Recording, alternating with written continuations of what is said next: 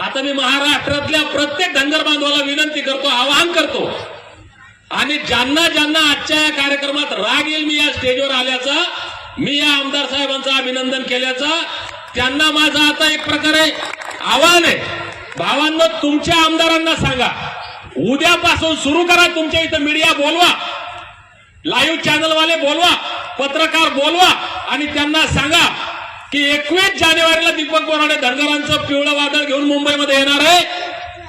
21 जानेवारीच्या अगोदर जर तुम्ही या आरक्षणाची अंमलबजावणी केली नाही, तुम्ही जर धनगरांना दिलेला शब्द पाळला नाही, तर आमच्या भागामध्ये 20,000, 25,000, 50,000, 70,000 धनगर आहेत. या धनगरांच्या भरोशावर मी आमदार झालो. तुम्ही जर 21 तारखेपर्यंत प्रश्न सोडवला नाही तर दीपक बोराडेच्या अगोदर आम्ही आझाद मैदानात राहू. हे पंडित साहेब म्हणले, यांनी जाहीर सांगितलं. हे जाहीर बोलले म्हणून त्यांचं अभिनंदन करतो. हे प्रत्येक आमदारानं महाराष्ट्रातल्या बोलावं.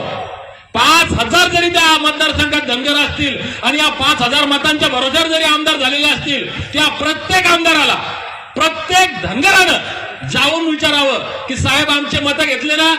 मग ते गेवराईचे आमदार बोलले, जाहीर बोलले, ते कोणत्या पक्षाचे, कोणत्या जातीचे, कोणत्या विचारधारेचे आम्हाला काही घेणं देणं नाही. ते आमच्यासाठी बोलतात म्हणून आम्ही त्यांचं कौतुक करणार.